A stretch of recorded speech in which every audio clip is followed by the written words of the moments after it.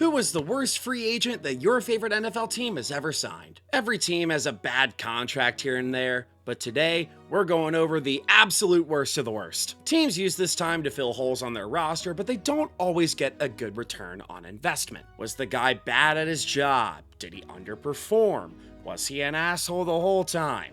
Did he get in legal trouble? Was he released super early into the lifespan of his contract? Did it set the team back in terms of wins and losses and/or salary cap constraints? There are various reasons why these contracts sucked. And for this video, we are only considering external free agents. They had to come from somewhere else. No dice on the guys who were extended in-house. So we're taking all of those factors into account. What gigantic free agency mistake did your team make?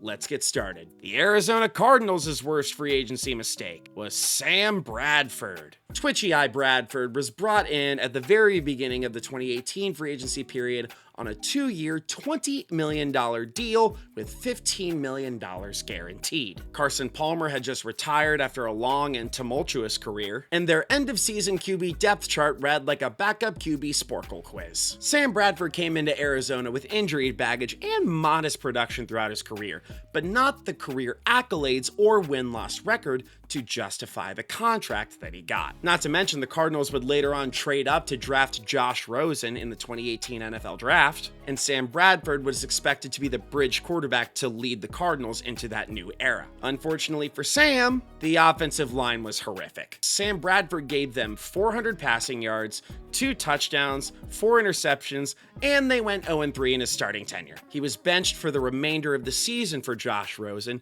who was equally as horrific. Kind of wild to think about. In the span of 400 days, the Cardinals acquired 3 high-profile quarterbacks: Sam Bradford, Josh Rosen, and in the very next draft, Kyler Murray first overall. The Atlanta Falcons' worst free agency signing was Jesse Bates.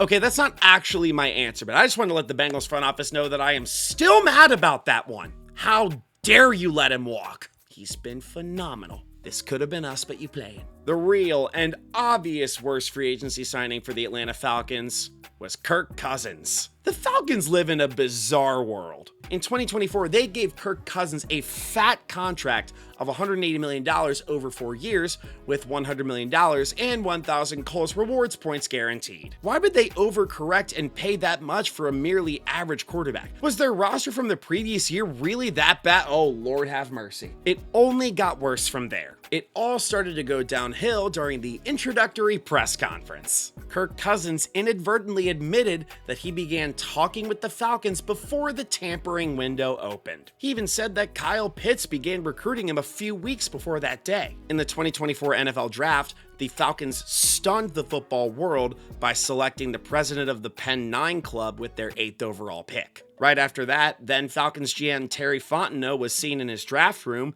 with the funniest "now hear me out" expression I've ever seen. Kirk Cousins and his agent were both never told of this. When your locker room and front office are on 2 completely different pages, it's going to make things a hell of a lot worse for your organization. In Kirk's first year with the team, he started in near 13 games and still managed to lead the league in picks thrown with 16. They couldn't elevate themselves to the top of the NFC South in the 2 years that Kirk was there, and the Falcons got rid of everybody as a result. Kirk, head coach Raheem Morris, and Terry, now hear me out, Fontenot were all sent out to pasture, ruining Drake London's rookie contract. I see how it is. The Baltimore Ravens' worst free agency signing was Earl Thomas. There aren't a lot of players in the modern age who have had a downfall quite like Earl Thomas. He was a very talented player, albeit a massive dickhead. After breaking his tibia in 2018, he was on the injury cart and he flipped the bird at Pete Carroll. He was a remarkable talent on the Legion of Boom, but anytime you're a part of a unit that's so good to the point that it earns a nickname, it makes you wonder, was it the player or the system? That theory would be put to the test in Baltimore after Earl Thomas spent years in Seattle's system. Baltimore signed Earl Thomas to a lucrative 4-year, $55 million contract with $32 million guaranteed in 2019. But the only problem is that a lot of people in that organization considered him uncoachable. And if you're trying to be introduced into a new system, that's not a good quality to have. 2 weeks before their matchup with the Chiefs, Earl Thomas was quoted as saying, "Luckily, the Ravens have me playing free safety, controlling the deep end. I plan on eliminating all the big plays." And the fact that I'm saying all that in a worst free agents video means he did not back it up. There was the helmet-to-helmet hit on Mason Rudolph, who will be America's QB2 until 2047, giving up while trying to chase Nick Chubb and then saying he didn't want to get hurt on the play. The next year, he got in a fight during training camp, and that was that. A run that was supposed to last 4 years was a disaster and ended after only 1. The Buffalo Bills' worst free agency signing was Von Miller. I waffled between Von Miller and Derek Dockery for this one. And if you're a Bills fan who wants to smash me on the head after this, hear me out, because I totally get it. Derek Dockery was a mediocre guard who was signed for an Alan Faneca level price tag with the Bills. He started all 32 games in the 2 years that he played, but he was heavily mediocre, and he was released 2 years into his 7-year contract. Von Miller, however, was signed to a 6-year, $120 million deal in 2022. He had a Hall of Fame career in Denver, and in his final season in Denver, he was traded to the Rams, where he did a thing that I don't really want to talk about. Bills GM Brandon Beane thought that Miller would be the guy to put the Bills defense over the top. And what made me hesitate in putting Von Miller at the top of this list was that when he played well and he was healthy, he did play really well, and the signing did make sense. Unfortunately, it was all overshadowed by injuries and significant off-the-field issues. In 2022 on Thanksgiving against the Lions, he tore his ACL, which forced him out of the last month of the season. In 2023, he was accused of major domestic violence against his pregnant girlfriend. No charges were filed, but Von Miller was suspended for 4 games nonetheless. His ACL and off-the-field scandals really hurt his time with the Bills, and his playing time significantly diminished. And in addition, the Bills' big-time free agent getting hurt directly in the middle of their Super Bowl window really didn't do them any favors. He was cut after the 2024 season as a salary cap casualty. The Carolina Panthers' worst free agency signing was Matt Khalil. This could go to Sean Gilbert, but he was technically a trade, and I talked about him in my worst trades video. The Panthers gave Washington 2 first-round picks for that guy. That's a trade. Also, based on trends I saw while writing this video, I could see Jalen Phillips ending up on this list someday. He's a hugely priced player with flashy production and injury baggage. I like Jalen Phillips, but I don't $120 million like him. Matt Khalil, on the other hand, was reunited with his brother Ryan on a 5-year, $55 million deal in 2017 to go to Carolina. This was despite the fact that he was coming off of a hip injury that limited him to 2 games in 2016. Even though he severely underperformed to start out his first season in Carolina, he improved as the year went on, and he ended up starting all 16 games. However, after that significant improvement, the 4th overall pick from the 2012 NFL Draft never played another down in the NFL after 2017. He had arthroscopic knee surgery prior to the 2018 season, which initially sidelined him for 8 games, but it caused him to miss all of 2018. He was released right as free agency began in 2019, and he was signed by the Texans, who promptly cut him before the 2019 season even started, and he was never heard from again. Until early 2026, when his ex-wife was on a live stream and said that his penis was sized like 2 Coke cans stacked on top of each other. Now, I would never make a move on his ex-wife, but if I did, I would use the pickup line, "Hey, is Pepsi okay?" The Chicago Bears' worst free agency signing was Mike Glennon. Speaking of 2 Coke cans stacked on top of each other, Mike Glennon's neck. Mike Glennon was given a bunch of money by the Bears after holding a clipboard for Jameis Winston for 2 straight seasons in Tampa Bay. He agreed to a 3-year, $45 million contract with $18.5 million guaranteed in 2017 with Chicago after they allowed him to use the Willis Tower as a neck protector. The contract was a doozy, as given his last 2 seasons in Tampa, he had thrown 11 passes combined. Not to mention, okay, it is to mention, that they traded up 1 spot in the 2017 NFL Draft, one of the most interesting of the 21st century, to select Mitch Trubisky with the 2nd overall pick. Now, before you chime in and say they could have had Patrick Mahomes, allow me to chime in with a comment from a Bears fan plan on why your team sucks that says if the Bears had drafted Patrick Mahomes, they would have turned him into Mitch Trubisky. Mike Glennon spent 1 year in Chicago, where he occasionally took time away from eating leaves off of trees to play quarterback. The Bears had the literal worst passing offense in the NFL in 2017, as they had the fewest pass attempts, the fewest passing third downs, were tied for the fewest passing TDs, and had the third fewest completions and third fewest yards per attempt. Glennon himself made 4 starts with Chicago, going 1-3 before he was benched midway through his 4th start for Mitch Trubisky. He was benched after only 1 season, and he walked away with literally only his guaranteed money, and he made 5 more stops in the NFL before retiring to become the spokesperson for Toys R Us. The Cincinnati Bengals' worst free agency signing was Trey Waynes. Gosh, I almost put Antonio Bryant here. Do you remember Cincinnati Bengals legend Antonio Bryant? He signed a 4-year, $28 million deal in 2010,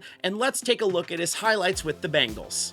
Thank you for your time. He at the very least deserves an honorable mention. However, the Bengals gave a lot more to a cornerback who was practically non-existent. Trey Waynes, who looks like himself in disguise.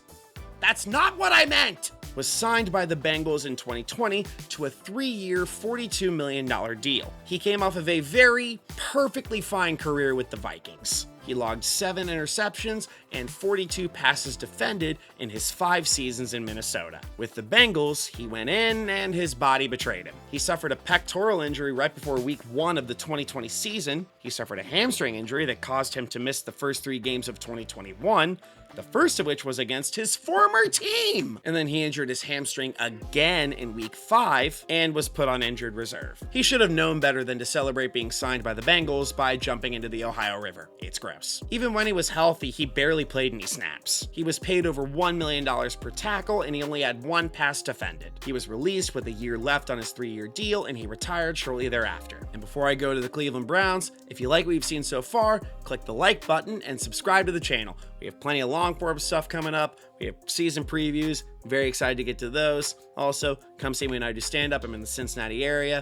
We have a hell of a time. But for now, back to the video. The Cleveland Browns' worst free agency signing was Andre Rison. Andre Rison was the Stephon Diggs of the 1990s. He was a very, very talented wide receiver, but he was also a massive head case with the famous musician for an ex-girlfriend. And before you say Andre Rison walked so Stephon Diggs could run, Andre Rison couldn't walk because his ex-girlfriend lit his shoes on fire. And prior to the 1995 season, Andre Rison was given the most lucrative contract a wide receiver has ever gotten, as with the Browns, he got a 5-year, $17 million contract, and it was a disaster from the very beginning. In his 1 season in Cleveland, he put up career lows in receptions, receiving yards, and touchdowns. That, however, was only a footnote on his 1 year there. He got booed a lot and endlessly talked smack about the fans that booed him. He was psyched about the possibility of playing in Baltimore, which he did as a visitor. Things got so bad in Cleveland that Browns fans mailed him death threats, which is the least threatening way to threaten someone that I've ever heard. It's like, oh, you're gonna be real scared in 3 to 5 business days. He was released by the Ravens in July of 1996, which, being released by a team that hasn't even played a game yet, has to sting extra hard. He then went on to play for Jacksonville, Green Bay, Kansas City, and Oakland. With Green Bay, he got the opening touchdown in Super Bowl 31, and he won a ring with them. I mean, this guy is remembered so poorly by Browns fans, he might as well have played quarterback for them. The Dallas Cowboys' worst free agency signing was Greg Hardy. Much like being in a relationship with Greg Hardy, his time with the Cowboys started out pretty well and then everything completely collapsed. Greg Hardy was signed to a 1-year, $13.1 million contract, albeit with 0 guarantees, which makes sense given his legal history. Greg Hardy was suspended for the first 4 games of the 2015 season due to a violation of the NFL's personal conduct policy after beating the ever-loving out of his girlfriend. Despite strong games against New England and Seattle, all Greg Hardy did in Dallas was be an utter piece of He got in a shoving match with beloved Unc Rich Bisaccia, which the Cowboys defended his intent even though the execution could not have been worse. He made an ill-advised 9/11 joke on Twitter, and you know a tweet in 2015 was f***ed up when it garners controversy in 2015. Jason Garrett constantly found himself talking about Greg Hardy's actions way too much for it to not be a distraction. He was released after one season, and the Cowboys have made very few free agency splashes ever since then. The Denver Broncos' worst free agency signing was Randy Gregory. The 2022 offseason for the Broncos was like looking into a crystal ball of misery. They hired Nathaniel Hackett as their head coach. They sold the farm to trade for Russell Wilson, and in 2022 they signed edge rusher Randy Gregory away from the Cowboys for a 5-year, $70 million contract with $28 million guaranteed. I've already talked about Nathaniel Hackett in my worst head coaches video. I talked about Russell Wilson in my worst trades video, so why not complete the trifecta with Randy Gregory as the worst Broncos free agency signing? The contract was risky from the very beginning. Randy Gregory was a pass rusher with character concerns and was a 1-year starter. And when you combine two red flags, you get a very angry bull. After initially signing with the Cowboys, he backed out of the agreement due to a disagreement in the contract language about, you guessed it, bonuses being nullified if he's fined or suspended. He then pivoted to Denver, where he struggled with injuries, poor play, and being an asshole from the very beginning. In 2023, he eventually lost his job to youngsters Nick Bonito and Jonathan Cooper. The lowlight of his tenure, when he was healthy that is, was a 51-14 disgrace of a performance against the Baker Mayfield-led Rams. After that game, Randy Gregory got in a scuffle with Rams guard Ode Abushi, and while neither player was suspended, Gregory was later quoted as saying, "Y'all want to know if I hit him in the mouth? I did," which, no you didn't, was wearing his helmet. He was released 19 months after he signed his mega contract, and he completely flamed out of the NFL. The Detroit Lions' worst free agency signing was Trey Flowers. A lot of these contracts were the largest contracts any player got in a given offseason. Von Miller in 2022, Kirk Cousins in 2024, and now add 2019 Trey Flowers to that list. In 2019, he signed to a 5-year, $90 million deal with $56 million guaranteed. He was a favorite of Matt Patricia, either because of his time with the Patriots or because Patricia knew that he always had a pencil sharpener on hand. Now, Trey Flowers wasn't bad when he was healthy, especially in his first year where he logged 7 sacks. He also got deeply screwed over against the Packers by a hands to the face penalty that turned out to be an erroneous call. Not only did the NFL later admit their mistake, but I just got to use the word erroneous correctly. Unfortunately, he just dealt with significant injuries that strained the Lions' cap situation. He suffered forearm injuries in 2020 and 2021, and he had knee issues in 2021, and he was limited to 3.5 sacks in his last 2 years with the Lions. The Green Bay Packers' worst free agency signing was Joe Johnson. Joe Johnson was a remarkably consistent pass rusher for a lot of mediocre New Orleans teams in the 1990s. He was signed in 2002 to a monstrous 6-year, $33 million contract that also came with a $6.5 million signing bonus. All the Packers got in return was next to nothing. Joe Johnson recorded a mere 2 sacks in his 2 seasons in Green Bay, both of which occurred in the 2002 season. Not to mention, he suffered season-ending injuries in each of his 2 seasons in Green Bay.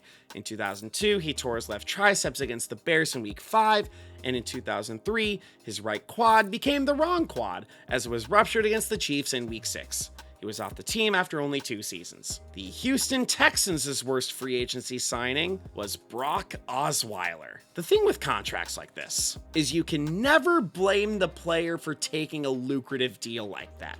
They're gonna get a starting job and a lot of money. Can you blame him? You shouldn't criticize a player for wanting generational wealth. If anything, the blame should be redirected towards the team who thought they were worth that much money.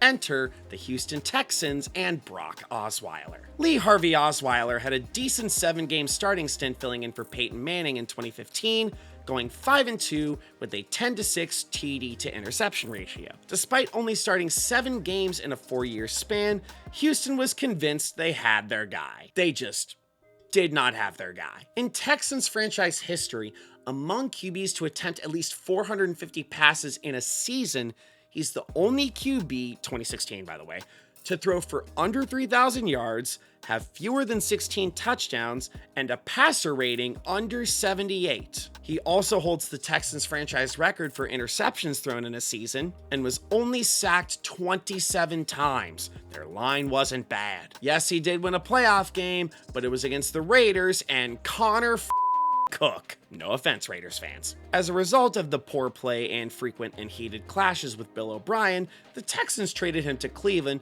where they sent Brock Osweiler, a 2017 6th-round pick, and a 2018 2nd-round pick to the Browns in exchange for a 2017 4th-round compensatory pick. And I think it's worth noting that that 2018 2nd-round pick turned into future Texan and Browns legend Nick Chubb. Osweiler was back in Denver in 2017. He played a year in Miami and never saw the pros again after that. The Indianapolis Colts' worst free agency signing was Andre Johnson. The Colts have had one of the more interesting free agency histories in the history of the NFL. The Colts haven't been egregiously bad, but they also haven't been super successful in that regard either. The popular choice for this slot is Devin Funchess. Devin Funchess was signed for a 1-year, $10 million deal and broke his collarbone in the very first game he played with the Colts. He got paid $7 million guaranteed for 3 receptions and 32 yards total. I'm not making him my choice because I just straight up don't want to. An injury like that sucks balls. And whether or not he played, this was 2019, where Colts fans just watched Andrew Luck retire.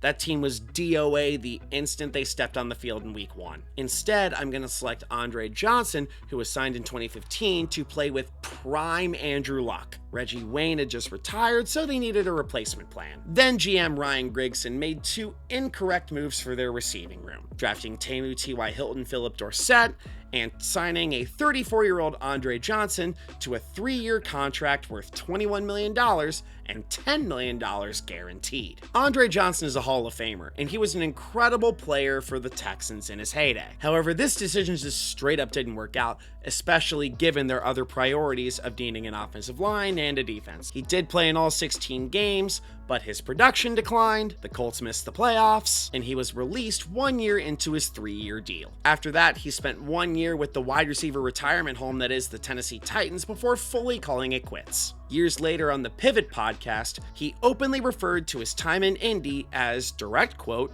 "one of the most miserable times of my life." The Jacksonville Jaguars' worst free agency signing was Nick Foles. Super Bowl 52 MVP Nick Foles signed with the Jags after he flamed out with the Eagles, and the Jags got tired of Blake Bortles averaging over an interception a game. Nick Foles famously led the Eagles to a Super Bowl win over the Patriots, and he got the majority of the credit, even though Carson Wentz had his blind squirrel finds a nut season in 2017 before he tore his ACL. In 2019, Nick Foles was signed for a whopping $88 million contract over 4 years, with just over $50 million guaranteed. It was one of those, oh we're a quarterback away scenarios. A real quarterback! They had just drafted Josh Hines Allen for their defense, and their Super Bowl hopes were alive and well. Unfortunately, they would have to wait until Trevor Lawrence graduated, as Nick Foles went 0-4 in his 4 starts with 3 touchdowns and 2 picks. His first start was short-lived as he broke his left clavicle and had to have surgery. Gardner Minshew did take the reins, but Foles eventually came back before stinking and losing his job to Gardner Minshew once again. Foles was eventually traded to Chicago for a 4th-round pick. The Kansas City Chiefs' worst free agency signing was Kendrell Bell. The Chiefs have not made a lot of free agency mistakes over the years, unless you're one of the people that's still mad at Lynn Elliott. Even if Chiefs fans are still mad about that one postseason game he stunk in, if they hadn't signed him, they wouldn't have gotten fairly good regular season play. And they also wouldn't have gotten the iconic "Why your team sucks" line, "I'd tell Lynn Elliott to go f*** himself, but he'd probably miss." Kendrell Bell, however, was the Defensive Rookie of the Year in 2001, and the Chiefs were desperate for help on the defensive side of the ball. As a result, they signed him to a 7-year, $35 million contract, and it was nothing other than a severe lack of production due to his injuries. He was later quoted as saying that he couldn't raise his right shoulder due to the injuries he suffered. After 3 lackluster seasons in Kansas City, he was unceremoniously released into the void. The Raiders' worst free agency signing was Christian Wilkins, which I'm not going to talk about in this video because I already did a whole thing on it. I'll have it linked when we're done here. However, since I want to give the Raiders their due, I'm going to talk about a very deserving honorable mention. Javon Walker. If you want to talk about a player that had absolute thrown at him for a while, look no further than Javon Walker. At a New Year's party to kick off 2007, not only was he in the car with the late Darren Williams when he was the victim of a fatal drive-by shooting, but Darren Williams fell into Javon Walker's lap. In the 2007 season, he dealt with knee issues, declining play, and the aftermath of the Darren Williams tragedy. 2008 seemed to give him a new lease on life, as he signed a 6-year, $55 million deal with the Oakland Raiders, and it had $16 million guaranteed. It was absolutely an overpay, especially given his injury history and up and down career. Things seemed to be going well for him until June of 2008, and he was robbed, beaten, and found unconscious on the side of the street. The 2008 season was just a disaster for the Oakland Raiders. They dealt with the aftermath of the Lane Kiffin-Al Davis feud, where Lane Kiffin was fired after only 4 games. Jamarcus Russell was their starter and had the best season of his career, which isn't saying much. He finished 2008 with a mere 32 catches for 196 yards and 1 touchdown, which occurred against, of course it was. After a 2009 season where he played 3 games and didn't log a single catch, Javon Walker was released. He never again played another down in the league, but he did find a new future in bodybuilding and real estate after football. The LA Chargers' worst free agency signing was J.C. Jackson. J.C. Jackson was the prized defensive back on the free agent market in the 2022 offseason, and for good reason. He was ranked 20th on the NFL Top 100 Players list of 2022. He was a second-team All-Pro in 2021, and he was the AFC Defensive Player of the Month in November of 2021. In his 2 seasons prior to joining the Chargers, he led the NFL with 17 interceptions and 37 passes defended. The Chargers rewarded him with a 5-year contract worth $82.5 million and $40 million guaranteed. Injuries immediately derailed his time there. In his first year with the Chargers, he had ankle surgery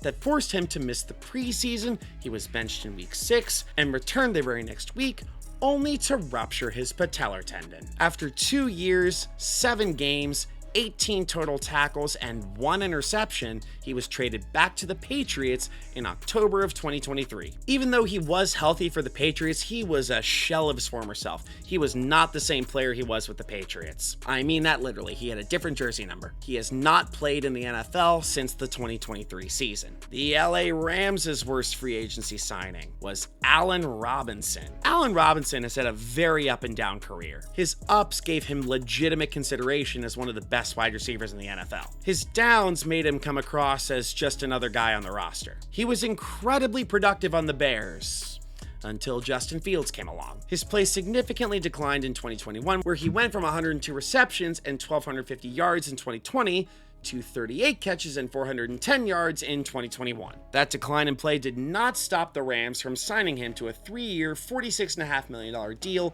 in 2022 with $30.75 million guaranteed. The need was there, as even though Cooper Kupp was coming off of one of the most storybook seasons a wide receiver has ever had, they needed depth for Matthew Stafford. Allen Robinson was pretty underwhelming in his time with the Rams, as he garnered a mere 33 catches for 339 yards and 3 touchdowns. 13 months after he was signed by the Rams, he was traded to the Steelers so the Rams could move up 17 spots in the 7th round. Things weren't all bad for the Rams though, as after they got rid of Allen Robinson, they drafted in the 5th round BYU product and guaranteed Antonio Brown's sequel, Puka Nacua. The Miami Dolphins' worst free agency signing was Jabril Wilson. I could have chosen Jake Grove, who was signed for a very similar contract in that same offseason and struggled with injuries. I also could have chosen Will Fuller, as he was given a fully guaranteed $10.625 million contract in 2021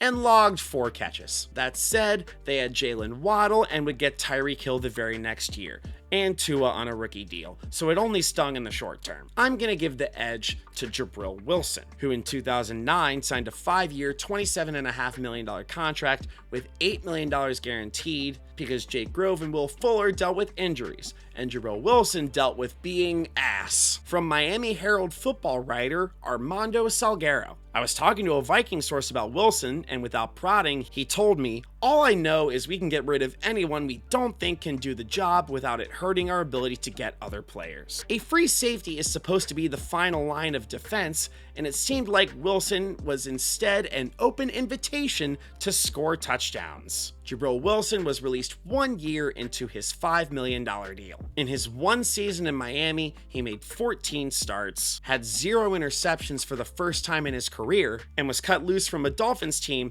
that went from going 11-5 in 2008 to regressing by 4 games in Jabril Wilson's 1 year there. The Minnesota Vikings' worst free agency signing was Fred Smoot. It was a pretty close race between Bernard Berrian and Fred Smoot. Bernard Berrian was a disappointment, and he declined in his 3 years in Minnesota. Even with the sharp decline in his play that came with the massive 6-year, $42 million contract, Bernard Berrian was an apt deep threat who is also one of only 15 players in NFL history to catch a 99-yard touchdown pass. Fred Smoot, on the other hand, was also a major disappointment with the Vikings. He came from Washington from an impressive background after playing opposite Champ Bailey. Fred Smoot was given a 6-year, $34.7 million contract in 2005 with a $10.8 million signing bonus prior to that season. He made 19 starts, picked off a mere 3 passes, and eventually lost his starting cornerback job to Cedric Griffin, and he was off the team after 2 years. Despite that, his on-the-field performance was merely a footnote in his tenure there. Fred Smoot was also a known trash talker, so by default, he was also pretty quotable. He was once quoted as saying, "2/3 of the world is covered by water.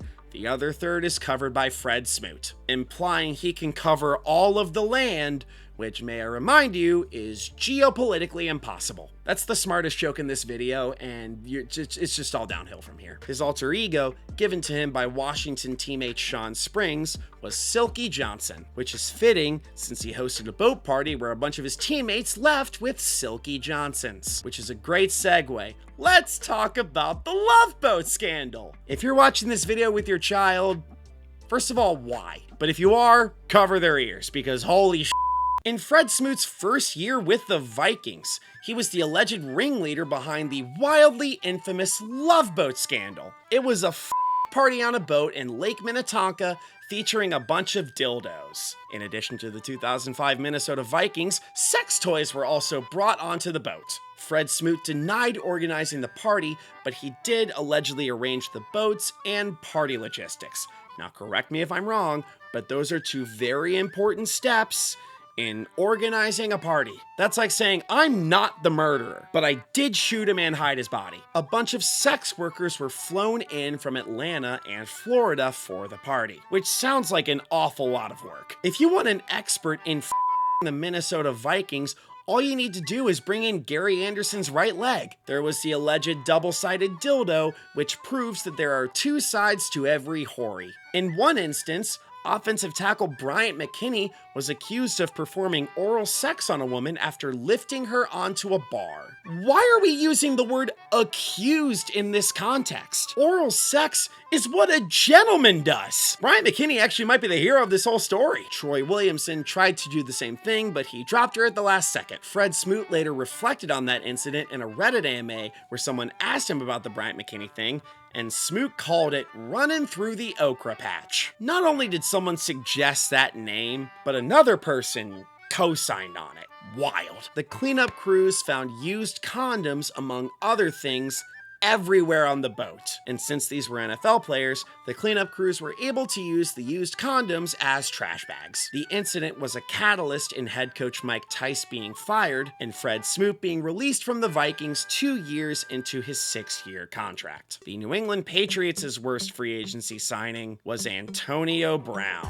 Antonio Brown, who's one of the most polarizing athletes of the 21st century, was fresh off of an elite run with the Steelers that ended poorly. He was then traded to the Raiders for 2 draft picks, one of which became Diet Antonio Brown. His time with the Raiders was as tumultuous as it gets. He fought with teammates. He called Mike Mayock a cracker and threatened to fight him. When he did try to fight him, he was held back by then Raider Vontaze Burfict, which is a wild way to find out that Antonio Brown and Vontaze Burfict were once teammates. Antonio Brown then demanded and was granted his release from the Raiders after they voided guaranteed money in his deal, but he was quickly swooped up by the always wide receiver needy New England Patriots on a 1-year, $15 million deal with a $9 million signing bonus. He played in one game where he played reasonably well, but was accused of sexual assault and sending his accuser threatening text messages. After that, the Patriots were like, yeah, that's enough. His Patriots tenure lasted exactly 1 game. The New Orleans Saints' worst free agency signing was Jairus Byrd, the age-old miserable combination of injuries and ineffective play. That's what marred Jairus Byrd. He led the NFL in interceptions throughout the first 5 years of his career, and the Saints were bought in. In 2014, they signed him to a 6-year, $54 million contract with $26.3 million guaranteed. They thought they got a ball-hawking safety, but instead they got a dude who was a shell of who he was with the Bills. Jairus Byrd spent a mere 3 seasons in New Orleans. He had an injury-plagued 2014 where he had back surgery prior to training camp and played 4 games before tearing his meniscus. Over the next 2 seasons, he did consistently play, but his play didn't justify his massive contract. To make matters worse, they chose Jairus Byrd over Malcolm Jenkins, who made 3 Pro Bowls and won a Super Bowl with the Eagles. The New York Giants' worst free agent, it's Kenny Golladay. Kenny Golladay was the most coveted free agent receiver on the market in 2021, and the Giants swooped him up for a 4-year, $72 million deal with $40 million guaranteed. His time in New Jersey was extremely limited by injuries, as he was dragged down by a hip injury he suffered in the very previous year, in addition to a hamstring injury he suffered in training camp. His production was severely lacking. With that $40 million guaranteed, he caught a grand total of 43 passes. He didn't catch a single touchdown with the Giants until week 18 of his second season there. In that season, he only caught 6 passes. It was a far cry from the player who led the NFL in receiving touchdowns literally 3 years prior. He was released 2 years after they signed him, and it remains to this day one of the biggest free agency disappointments of all time. They wouldn't have another elite threat again until they drafted Malik Neighbors in 2024. The New York Jets' worst free agency contract was Le'Veon Bell, the Antonio Brown of running backs. Le'Veon Bell had just sat out in 2018 due to a contract holdout with the Steelers. Adam Gase had just gotten hired and needed a big money superstar at running back. So he figured, why not get a guy who stopped being good 2 years ago? Le'Veon Bell was an incredible player in his heyday. He was an agile, every down back who was relied upon heavily in Pittsburgh. He was a 2-time first-team All-Pro and a 3-time Pro Bowler. His time in New York was filled with mediocre play and an Adam Gase coaching regime that saw the downfall of multiple star players, of course Le'Veon Bell included. In his first season with the Jets, he averaged a mere 3.2 yards per carry and logged a mere 3 touchdowns. His 2020 was even worse, as he logged all of 19 carries, and he struggled through injuries before being granted his release. It was an unfortunate end to what was a miserable 2020 season, and it resulted in a number 2 draft pick for the Jets that they really don't like to talk about that much. Years later, on the Respectfully podcast, Le'Veon Bell blasted Adam Gase by calling him, quote, the dumbest coach ever who regularly used coke in his office. Adam Gase also reportedly used the codename White Girl for cocaine, which means he tried looking for cocaine in Tyreek Hill's DMs. And speaking of Le'Veon Bell, he was arrested in 2014 alongside the Pittsburgh Steelers' worst free agency signing of all time, LeGarrette Blount. If you told Steelers fans that LeGarrette Blount was going to win a Super Bowl 10.5 months after signing with the Steelers, they'd be like, oh my god, that's so awesome. Also, why are you wording it like that? Meanwhile, if you told the Seahawks that a powerful running back would win the Super Bowl that year, they'd be like, oh it's so cool, we have one of those. Someone should remind Pete Carroll of that when we get to the 1-yard line. Unfortunately for Pittsburgh, LeGarrette Blount's time there was an absolute disaster. He was arrested with then second-year running back Le'Veon Bell for having a comical amount of weed in his car. He also didn't start once, and his usage significantly declined, particularly as Bell emerged as one of the top running backs in the NFL. It all culminated during a Monday night game against the Titans when LeGarrette Blount didn't get a single touch the entire game, left the field early, and alienated everyone in Pittsburgh. He was released shortly after the game, and he was signed by New England, where he then won a Super Bowl. There were other potentially bad free agency signings like Ladarius Green, Dante Moncrief, and his absolute stones for hands. But a running back who was signed in 2014 to a 2-year, $3.85 million deal, it's not that big, but it was a disastrous term nonetheless. And he immediately went off to win a Super Bowl, which also had to sting extra hard. The Philadelphia Eagles' worst free agency signing was Nnamdi Asomugha. A very close honorable mention goes to DeMarco Murray. He had just won NFL Offensive Player of the Year, and he then signed with the Eagles. He was the lead guitarist on the Chip Kelly captained Titanic as it sank. He was mediocre in Philly before going to Tennessee in 2016 and realizing, oh, I'm actually still pretty good. Nnamdi Asomugha was the finishing piece of the self-proclaimed dream team the Eagles formed prior to the 2011 season, as he was one of the best cornerbacks of the 2000s. Awesome Sauce was a 4-time All-Pro and a 3-time Pro Bowler before in 2011 signing a 5-year, $60 million deal with $25 million guaranteed. And he absolutely deserved that contract too. However, when he got to Philly, his rapid decline began and the dream team just did not gel. He was significantly better in man coverage, but the Eagles tried to stick him in zone coverage, which made him a square peg in a round hole. He was released 2 years into a 6-year deal after the dream team fell apart in 2012. Andy Reid was then fired and went off to Kansas City, I assume because he heard about their barbecue. And after leaving Philly, Nnamdi Asomugha played for the 49ers for about 5 seconds before retiring and carving out a genuinely impressive acting career on Broadway. And that career is still active to this day. The San Francisco 49ers' worst free agency signing was Jerick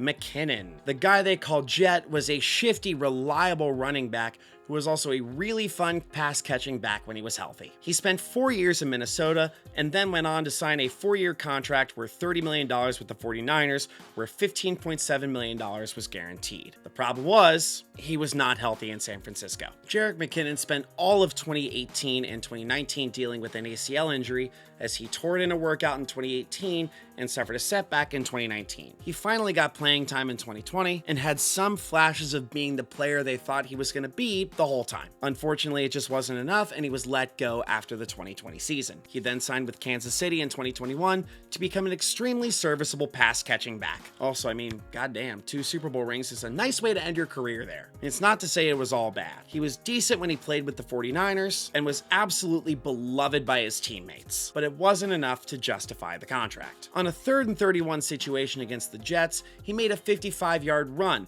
because the New York Jets, the Seattle Seahawks' worst free agency signing, was Matt Flynn. I gotta tell you, man, if one game in the last season of the year makes you a ton of money, take that deal. Matt Flynn, whose legendary Week 17 game literally has its own Wikipedia article, eviscerated the Detroit Lions for 480 yards, 6 touchdowns, and 1 interception. It was a performance that was so legendary, it was forgotten that Matthew Stafford actually outpassed him by 40 yards. Both QBs combined for exactly 1,000 passing yards, 11 touchdowns, and 3 interceptions. It was a chilly Sunday afternoon where everyone's nipples helped poke holes in both teams' secondaries. That legacy game was all Seattle needed to see. They handed Matt Flynn a 3-year contract worth $20.5 million, and $9 million guaranteed is an awful lot for a QB who threw a grand total of 9 passes in the regular season for the Seahawks. He only threw 9 passes in a Seahawks uniform because he immediately lost his starting job to Russell Wilson, who started for the Seahawks for 10 seasons. Russell Wilson was so good,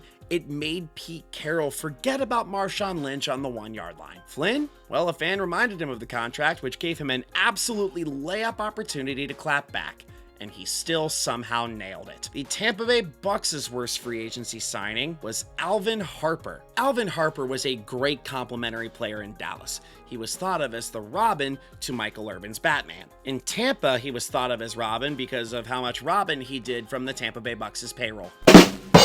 Alvin Harper was paid to be a number 1 receiver when he was just a number 2 in Dallas. When he got to the Bucks, he dealt with injuries and poor play, while the Bucks themselves had to deal with an utter pain in the ass. When he was upset about his playing time, he said, "If they want to pay me for just hanging around here, I'll take the money. I have no problems with that.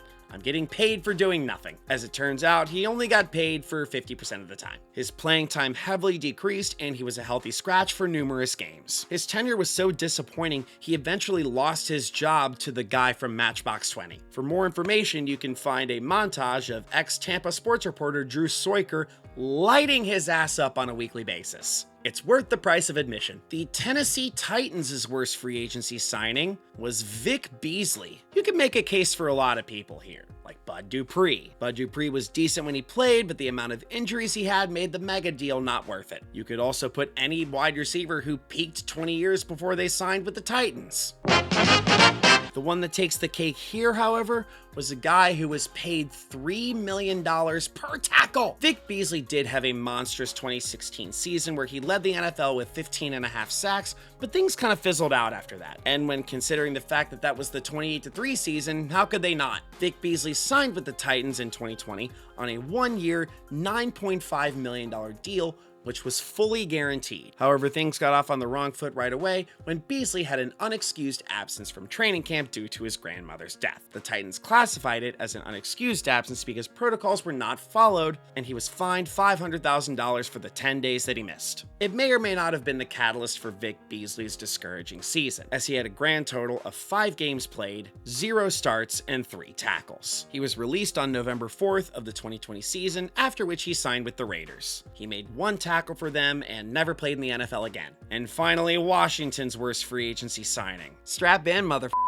the granddaddy of all bad free agency contracts, Albert Haynesworth. Albert Haynesworth's free agency deal was the Northwest Stadium, formerly known as FedEx Field, of free agency contracts. Albert Haynesworth signed a 7-year, $100 million contract with Washington, and that day he infamously declared, "You will not remember Albert Haynesworth as a bust," which in one way he's right, because calling him a bust would be an insult to every other free agency bust on this list.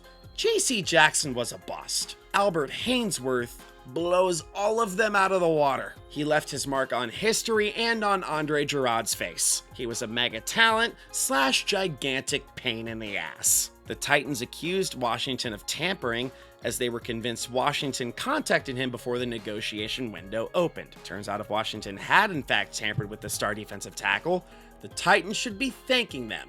Washington did them a favor. Washington got stomped on by the Giants, pun absolutely intended, by a final score of 45-12, and then Haynesworth went to the media and all over the scheme of defensive coordinator Greg Blash. Albert Haynesworth was very critical of the 3-4 defense when Haynesworth himself wanted to play in a 4-3. The pairing was a disaster, and Haynesworth's career crashed and burned as a result. Albert Haynesworth showed up to training camp overweight, which is not something you do when you have a $100 million contract. And it's especially not something you do when your name is Albert. A trillion jokes are right there, and every lowbrow sports writer who thinks he's hot is gonna capitalize on that. He was so out of shape that it took him 10 days to complete the conditioning test straight out of camp. His effort was questioned by multiple players who called him out consistently. He straight up told Washington's GM that he would not speak to head coach Mike Shanahan. He was suspended for conduct detrimental to the club, where he was insubordinate and barely gave effort in numerous cases. The straw that broke the Devils' back was when Haynesworth laid on his stomach while Michael Vick threw a touchdown to Jason Avant. Washington got blown out in that game 59-21, and he only played 2 more games before he was deactivated for the season. In July of 2011, he was traded to the Patriots for a 5th-round pick. The one saving grace of that contract, it probably made Dan Snyder cry. And that will do it for the free agency video. Thank you guys so much for watching. If you made it this far, I super appreciate you. I got the Christian Wilkins video linked right here. And if you haven't already, click the like button and subscribe to the channel for the sexiest sports content of all time. But for now, stay tuned for more sports content that you didn't ask for.